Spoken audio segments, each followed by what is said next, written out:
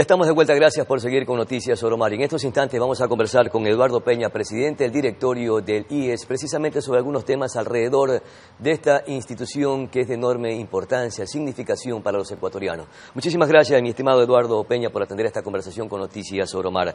Inicialmente, le consulto si usted conoce o tiene conocimiento si es que el Ejecutivo envió precisamente una terna a la Asamblea Nacional para elegir al nuevo directorio del IES. Bienvenido.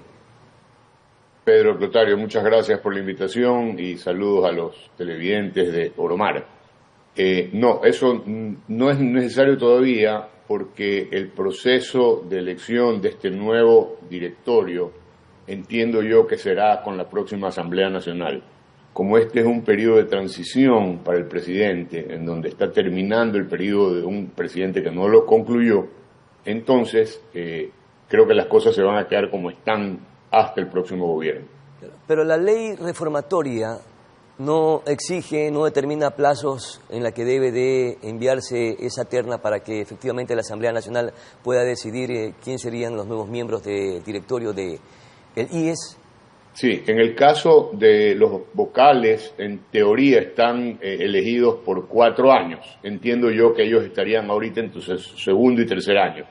En el caso del presidente del directorio, también el presidente lo nombra en teoría por 4 años, como era la legislación anterior. Efectivamente, hoy él tiene que enviar una terna para que la Asamblea elija al presidente, pero eso debería, en teoría, funcionar 4 años después, ya que en mi caso yo fui nombrado con la normativa anterior y en teoría mi cargo debería durar hasta 4 años. Ya, perfecto. Aclarado entonces el tema, es porque se había corrido un rumor en los corrillos de la Asamblea Nacional que efectivamente en estos días se iba a enviar esa terna, entonces queda desechada esa...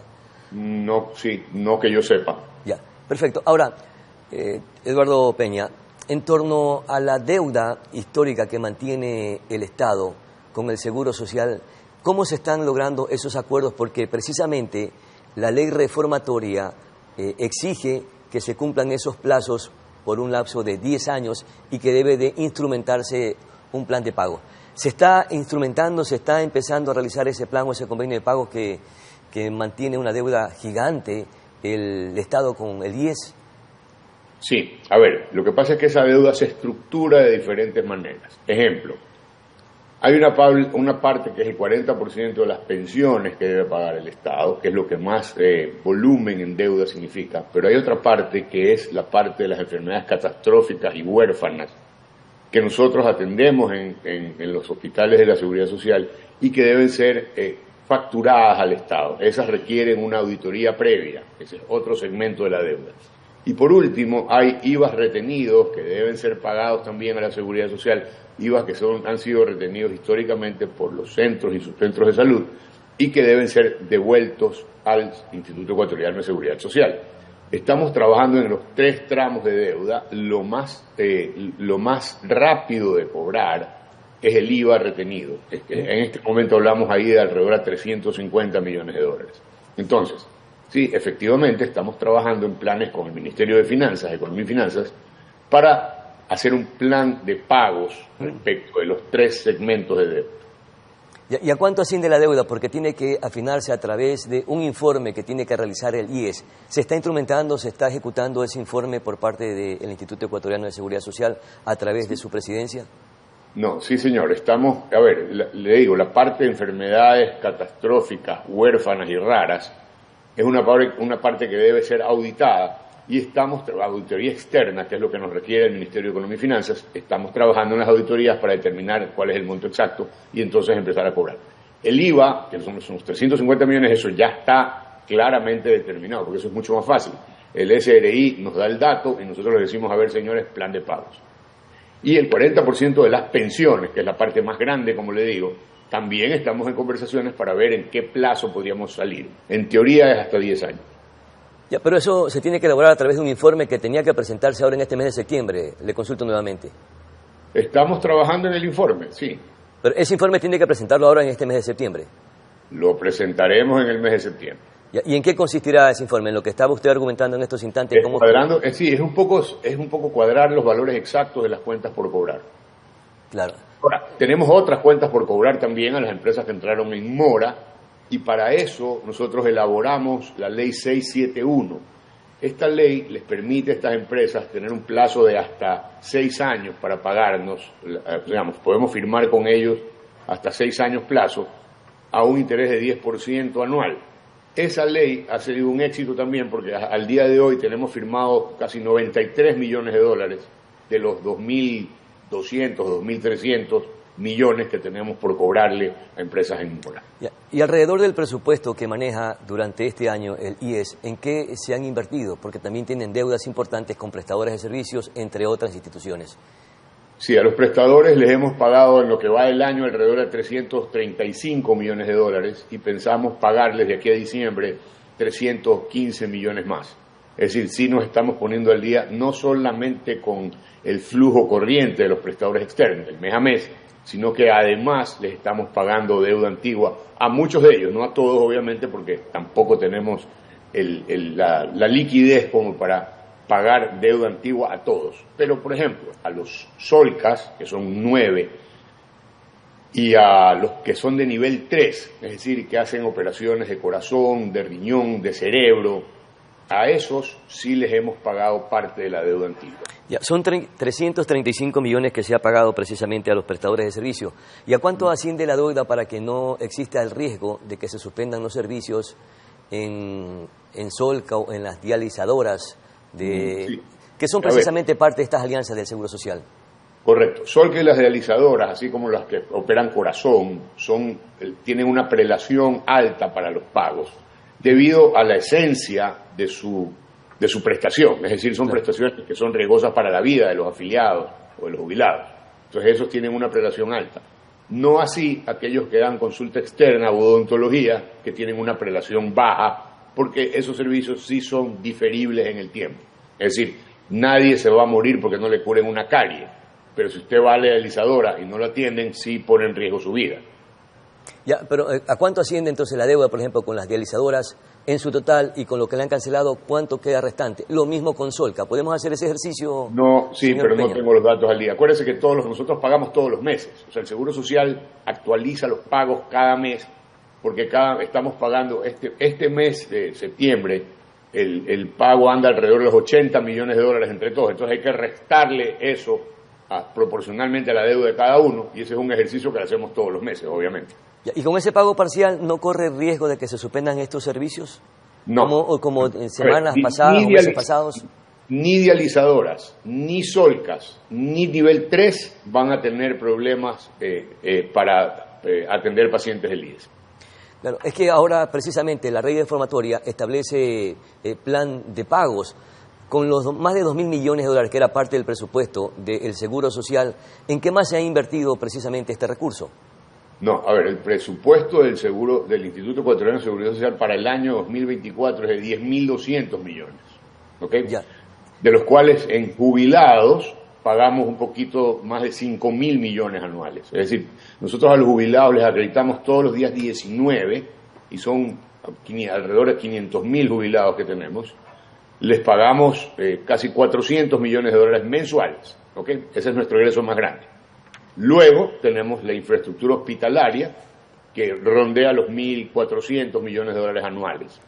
Hoy que estamos trabajando con un exitoso programa durante los sábados y domingos en consulta externa y cirugías programadas, hemos empezado a operar en las primeras 10 semanas, hemos operado 1.200 cirugías programadas.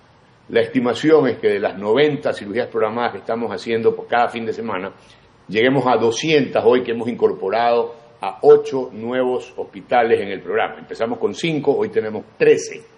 Y con esos 13 yo calculo que vamos a evacuar más o menos 200 cirugías cada fin de semana. Me refiero a cirugías programadas que son, por ejemplo, prótesis de rodillas, prótesis de cadera, colecistitis crónica, las vesículas que tenemos que sacar, que las tenemos en cola, de manera que esa cola la vamos a reducir de manera importante en el transcurso de los próximos meses.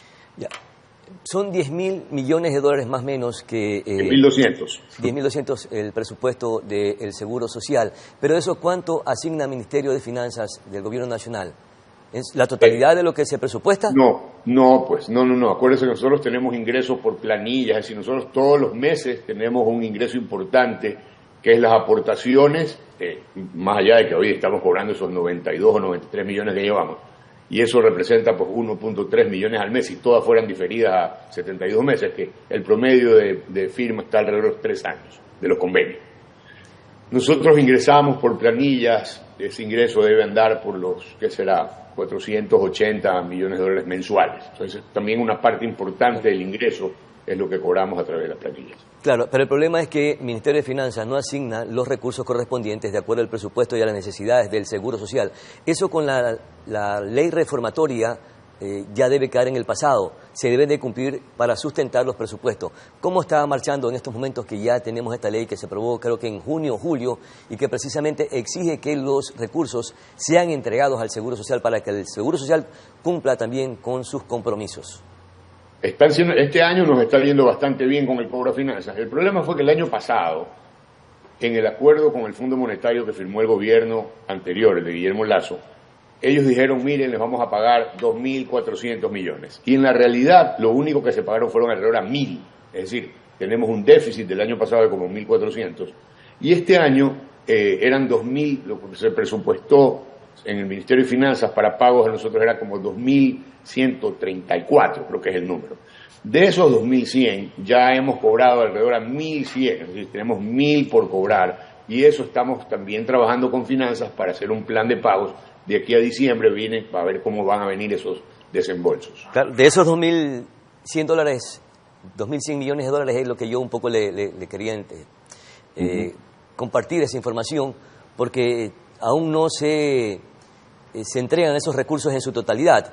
Entonces, no en su totalidad, pero aún quedan 1.000 millones de dólares que le resta por entregar el Ministerio de Finanzas.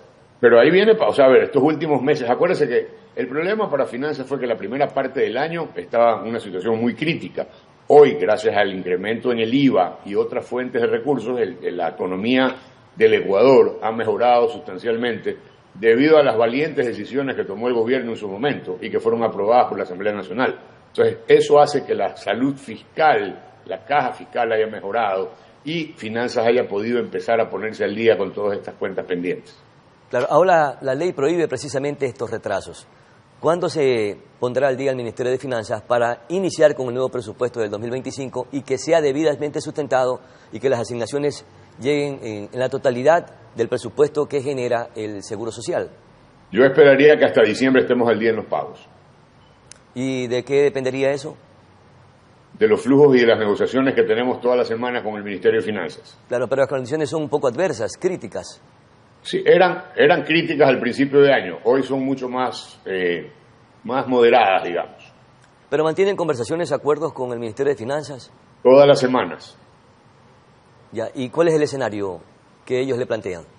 El escenario es que ellos nos plantean plan de pagos y vamos ajustando esos planes de pagos de acuerdo a los flujos que necesitamos nosotros para pagar, entre otras cosas, a los prestadores externos. Ya, por ejemplo, los 1.000 millones de dólares que aún están pendientes, ¿cómo los irían a cancelar? Estamos ¿Qué le hablando está planteando el Ministerio de Finanzas? Quedan 4 meses, lo que nosotros pretendemos es que sea en 4 pagos. Lo que ellos dicen es que posiblemente para noviembre tengan pagos más gordos que los que tienen ahora en septiembre, pero bueno, esa es la discusión, en eso estamos. Claro, lo siento como optimista, pero a la vez no sé si ciertas dudas, porque la ley dispone que las nuevas prestaciones deben estar debidamente sustentadas, y en eso, nuevamente insisto, ¿se cumplirán con estos procesos que establece la nueva ley reformatoria? Se debe cumplir según la ley y así se hará. Miren, cuando usted hace una ley reformatoria como las que pasaron en la Asamblea hace poco, se olvida de que, o la Asamblea no tomó en cuenta algo crítico, que es que la reforma que necesita la Seguridad Social es una reforma estructural, no es una reforma cosmética en donde lo que se discutía era, ok, ¿cuál es el plazo en que le va a pagar el gobierno a la Seguridad Social? Porque al fin del día a nosotros nos interesa más que nos paguen efectivo que nos pague con otro tipo de, por ejemplo, con bonos. Y entonces esas discusiones son las discusiones que tenemos hoy en día con el Ministerio de Finanzas. ¿Qué es lo que pasa al fin del día?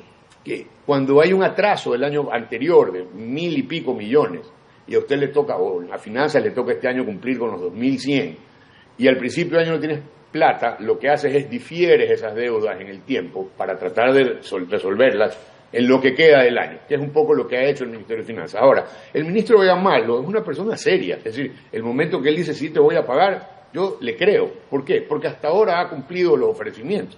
Entonces, lo más probable es que de aquí a fin de año tengamos resuelto ese tema. ¿Ya cree que esta ley entonces es una especie de camisa de fuerza que probablemente se cumpla o no se cumpla dependiendo de las circunstancias y de la crisis económica por la que está atravesando el país, más la crisis de inseguridad? Lo más probable es que se cumpla.